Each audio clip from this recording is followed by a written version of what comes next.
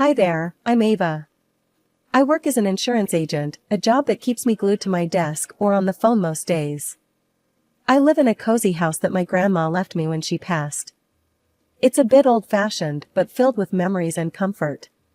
My life's pretty routine: work, home, a bit of gardening, and then some more work. Dating? Who's got the time? After another long day filled with claims and paperwork, the loneliness of the big, quiet house really hit me. That's when I thought, why not try online dating? I took a couple of decent pics in front of the house and some from my trips to Europe last summer, slapped them up on a dating site, and hoped for the best. Barely had I refreshed the page when a message popped up. It was from Ethan. His profile showed a guy with a confident smile, standing in a garage full of cars. The caption said he ran his own car repair shop. Just my type, a guy who knew how to handle tools. We hit it off right from our first chat. Ethan was straightforward, no airs about him. He said, "Hey Ava, I see you've been to Italy. Got any good travel stories?" I laughed, typing back quickly, "If getting lost in Venice and ending up on a private gondola counts, then yeah, loads." "Sounds like my kind of adventure," he replied. And just like that, we kept messaging back and forth. He had a sense of humor that made even a bad day good. Our first date was at a local diner. Nothing fancy, just good burgers and fries. When I saw him waiting outside, leaning against his beat-up truck, he waved and grinned. It was easy to smile back. The conversation flowed as smoothly as the milkshakes we ordered. Ethan was all about his shop and the cars, and I shared tales from the insurance battlefield. But when he talked about his family, his tone changed a bit. "I owe a lot to my mom, you know? She raised me by herself." I didn't think much of it then. I was too caught up in his stories, his laughter, and the way his eyes lit up when he talked about his latest car restoration. By the end of the evening, I was glad I took the plunge into online dating. Ethan was a breath of fresh air, someone who seemed genuinely into the things I cared about. We made plans to meet again, and I went home feeling something I hadn't in a while: excitement. The more we dated, the closer we got, and it didn't take long before we were talking about a future together. He was easy to love, with his quick smiles, and the way he'd fix anything that broke around my house, just like he promised. But as our wedding day neared, Ethan dropped a bit of a bombshell on me. "You know, Ava, my mom and I are really close," he said one evening as we were scrolling through potential wedding venues on his laptop. "I mean, she's pretty much my best friend." I smiled, finding his devotion sweet. "That's really nice, Ethan. It's good to see a man who cares about his family." "Yeah, she's been through a lot, just us two for so many years. She means the world to me." He glanced at me, maybe checking to see if I was okay with this level of attachment. "Of course, I get it," I reassured him, squeezing his hand. I met Maggie a week later at her quaint little house that seemed frozen in another era. Ethan had hyped up how much she was going to love me. But the reality? It was like hitting a wall of ice. She was polite, sure, but there was a stiffness to her smile, a reserve in her hello. During dinner, I tried to make conversation, really I did. "This casserole is delicious, Maggie. Ethan told me you're the best cook." But Maggie turned to Ethan, ignoring my attempt. "Ethan, did you look into that garage space for rent down by Baker Street?" I sat there, stirring my food around the plate, feeling more like a spectator than a part of the family. It didn't get any better as the night went on. Each attempt I made to draw her out was met with brief answers and swift diversions back to Ethan. On our drive home, I couldn't help but express my frustration. "Does your mom not like me?" I felt like she didn't really want to talk to me at all tonight. Ethan was quick to defend her. "Nah, she's just not very good with new people. Give her time, she'll warm up to you." I wanted to believe him. I really did. So, I brushed it off and focused on the wedding plans. But every visit after that was a repeat performance. Maggie's warmth surfaced only when she wanted to know about my financial stability or the house I lived in. "So, Ava, Maggie began one afternoon, a sudden interest lighting up her face as we discussed the wedding guest list. This house you live in, it's the one you inherited from your grandmother, right? Yes, it's been in the family for years, I said, cautious, but trying to keep the conversation friendly. And I suppose you have everything sorted out with your finances? Savings and such? Her eyes were sharp, assessing.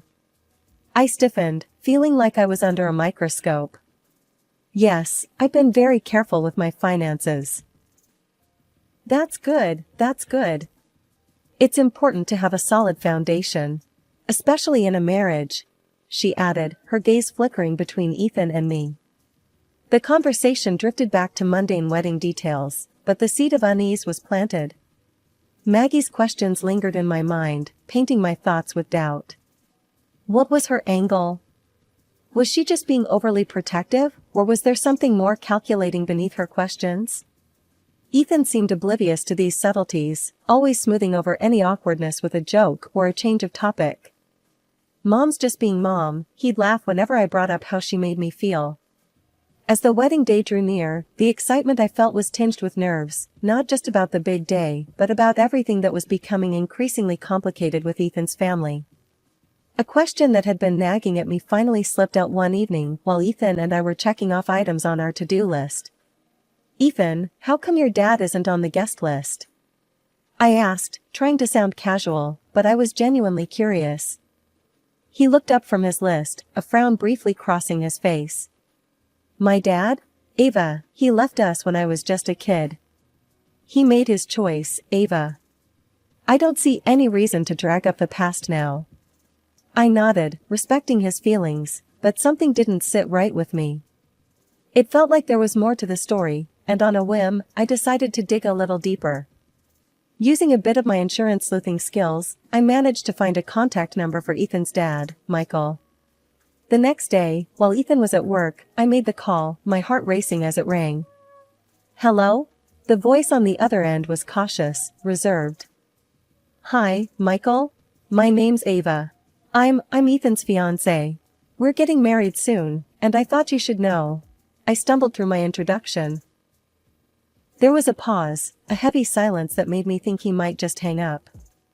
But then he spoke, his voice laced with a mixture of surprise and something else I couldn't quite place. Ava, that's news. But listen, I think it's best if I stay out of it. Ethan's made it clear he doesn't want me in his life. His words were calm but firm, yet he added something that sent chills down my spine. Just be careful, Ava. With him and his mother. There's more going on there than you might realize. I stood there for a moment, phone in hand, bewildered. Was he just a bitter ex-husband and father, or was there really something I needed to be wary of? Shaking off the unease, I decided he must just be a little out of his mind, as Ethan had implied. The wedding day arrived, and it was like a dream. Everything was perfect, from the weather to the flowers. But even the most beautiful day couldn't keep the shadows at bay. Maggie, Ethan's mother, was a force to be reckoned with. From the moment the ceremony started, she was ever present, hovering close to Ethan, adjusting his tie, whispering in his ear.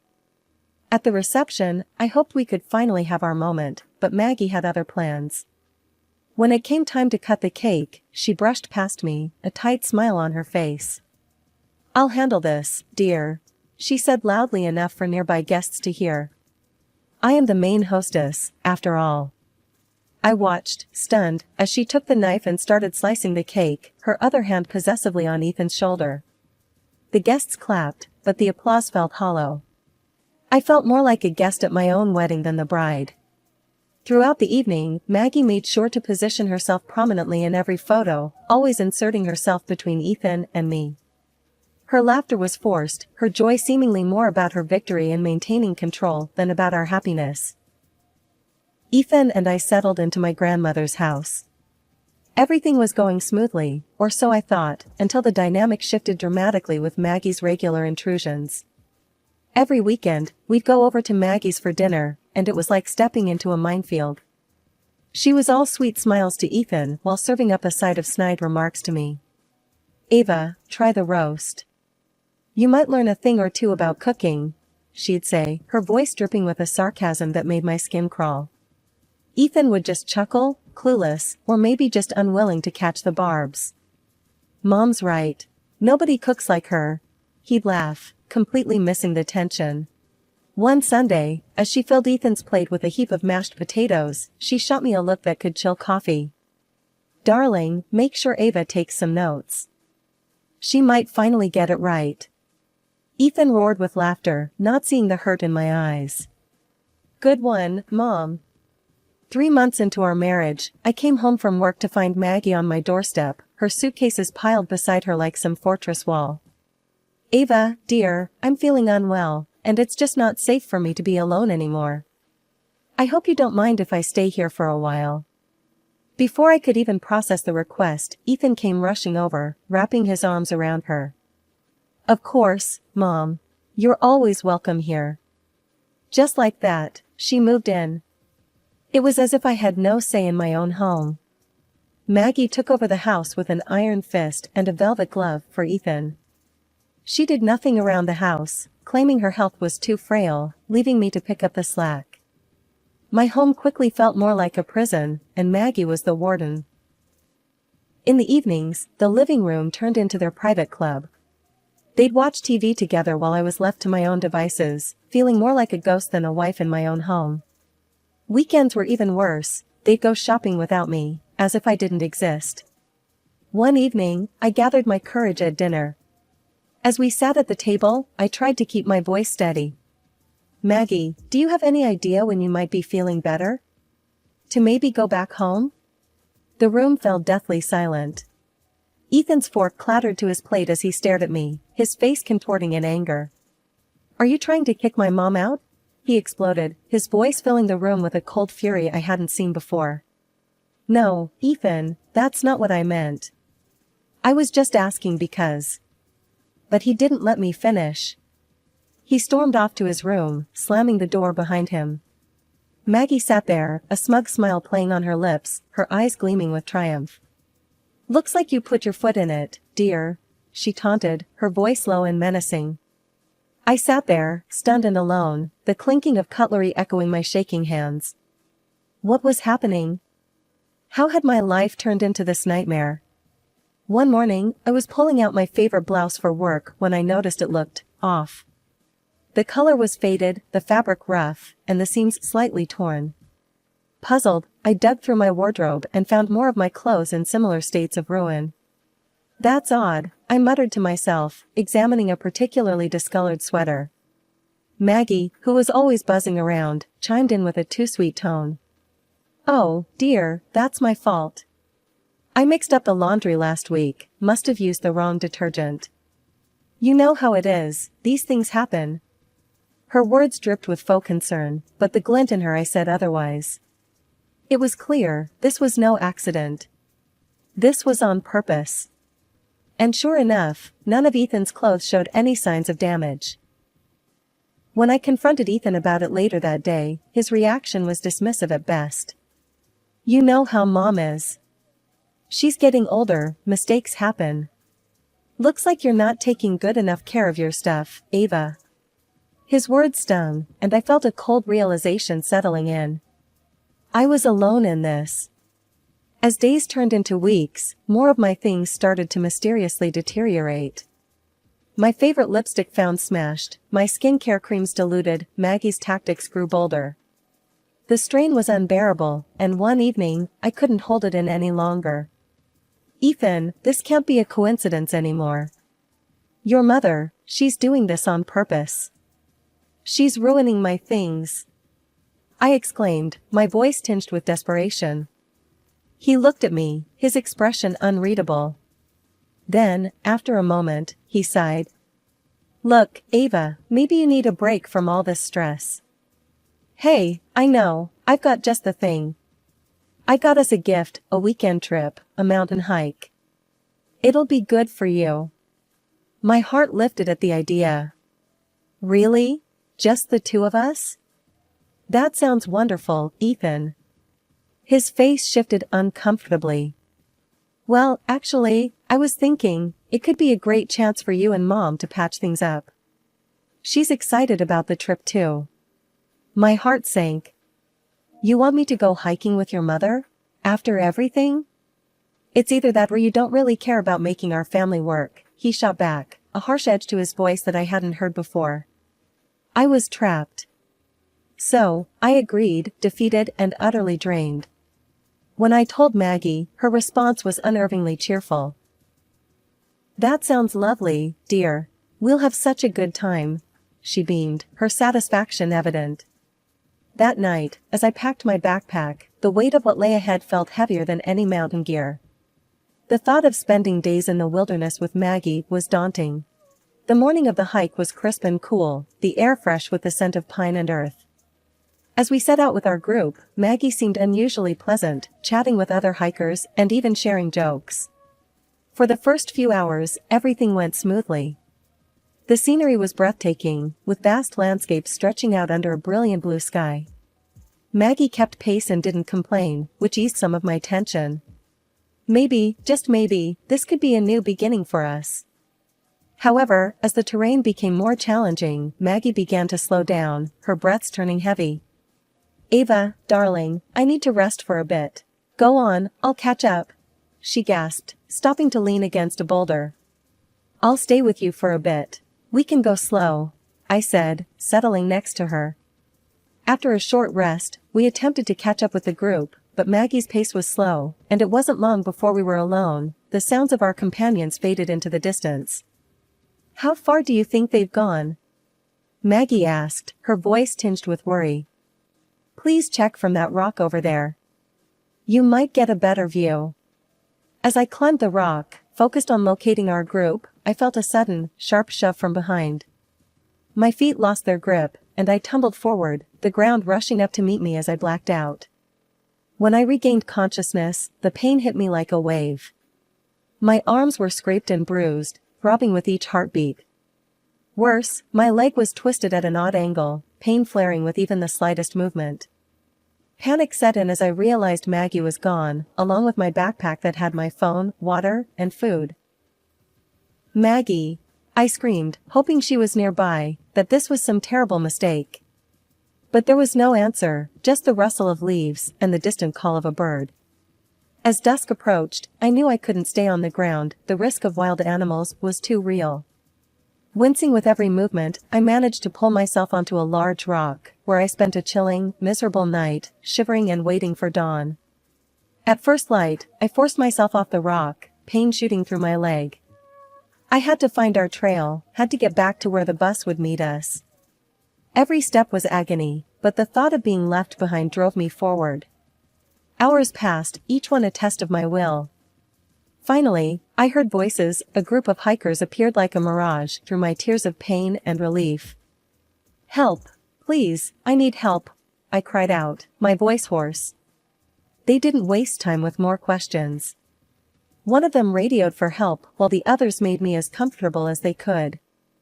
Eventually, rescue services arrived, and I was transported to a hospital, the pain a constant companion. I woke up to the sterile whiteness of the hospital room, the beeping of machines punctuating the silence. My injuries ached, but the pain was dulled by relief. I was alive, rescued, and far from the perilous cold of the mountain. Tears of happiness rolled down my cheeks, not just from the pain, but from the sheer joy of survival. With trembling fingers, I reached for the phone on the bedside table. My first call was to Ethan.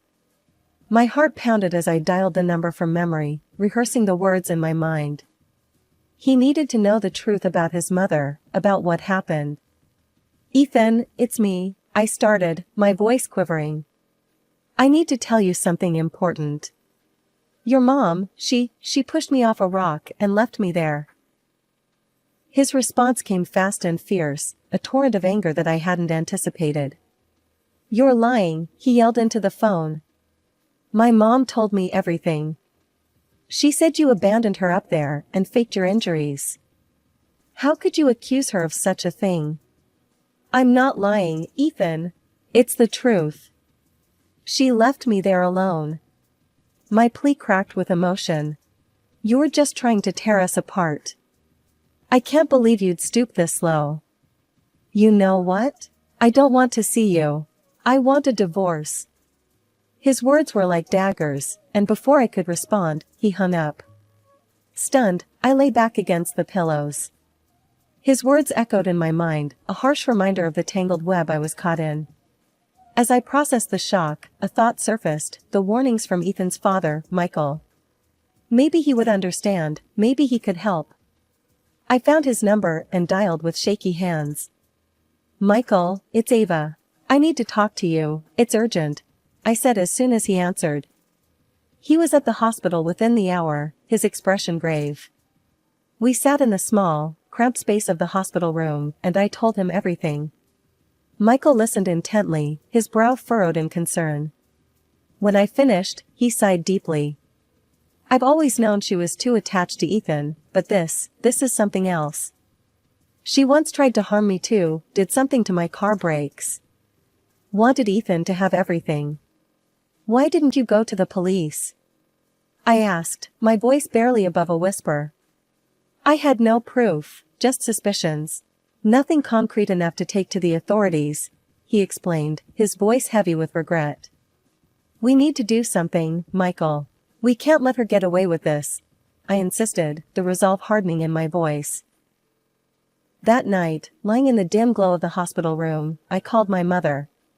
It took some persuasion, but she agreed to play a part in the plan we were forming. Mom, just casually mention to Ethan that I'm dying. Say the injuries were worse than they thought, I instructed her, my voice low. The morning after my call with my mother, the hospital room's door swung open. I braced myself as Ethan and Maggie strode in, their faces a mix of faux concern and barely concealed eagerness. I lay there, my breathing shallow, feigning the brink of death as we had planned. Oh, Ava, you look terrible, Maggie said, her voice dripping with fake sympathy, but her eyes glinting with something akin to triumph. I moaned weakly, keeping my eyes half closed as Ethan hovered by the bedside, his expression conflicted but mostly impatient. Maggie leaned closer, lowering her voice, but not enough. Everything's going as planned, Ethan. Soon, all this, her house, her money, it'll all be yours. Ethan glanced around nervously before kissing his mother on the cheek. I'm so tired of all this drama, he muttered. It'd be easier if she just went quickly. My heart pounded at their words, a mixture of fear and fury coursing through me, but I held still, waiting for the final piece to fall into place. And to think, Maggie chuckled quietly, her cold breath brushing my face. It was so easy to push her off that cliff. She actually thought I was tired. And when I told the others she'd gone back on another bus, they believed it. That was the moment Michael chose to enter, his timing perfect. Got all that, have you? He announced loudly, holding up his phone, which had been recording their conversation. The color drained from Ethan and Maggie's faces as they realized what had happened. Ethan's mouth opened and closed, no sound coming out, while Maggie's initial shock quickly morphed into a scowl. She made a move as if to snatch the phone, but Michael stepped back, blocking her path. The police are on their way, Michael stated firmly. I sat up then, throwing off the guise of weakness. And here's something else for you, I said, holding out the divorce papers to Ethan. His shock turned to horror as he took the documents, his hands shaking. You'll pay for everything. All of it, I said, my voice stronger than I felt. Ethan turned to his father, desperation in his voice. You can't let them lock me up, Dad. You'd have no one left. Michael's expression was one of utter disdain. Actually, I will have someone. Ava's pregnant. And I will make sure my grandchild and Ava have everything they need. The revelation hit everyone like a bolt. Ethan staggered as if struck, his face ashen, while Maggie's eyes widened in disbelief. Before more could be said, the police arrived. They listened briefly to Michael's explanation, checked his recording, and then handcuffed Ethan and Maggie. As they were led away, the reality of their situation finally seemed to dawn on them. In the months that followed, the trial was swift. The evidence was undeniable, and both Ethan and his mother were sentenced to significant terms. The house became peaceful again, and with Michael's support, I prepared for the new life I was about to bring into the world. When my son was born, it was with a sense of relief and renewal. Michael was there, beaming, as he held his grandson for the first time. "He's going to have a good life," he promised, and I believed him.